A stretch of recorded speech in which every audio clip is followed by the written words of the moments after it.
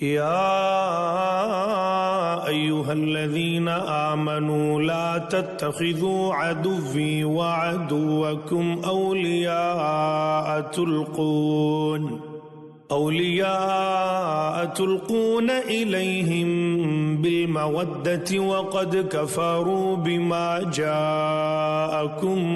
من الحق يخرجون الرسول وإياكم أن تؤمنوا بالله ربكم إن كنتم خرجتم جهادا في سبيلي وابتغاء مرضاتي تسرون إليهم بالمودة وأنا أعلم بما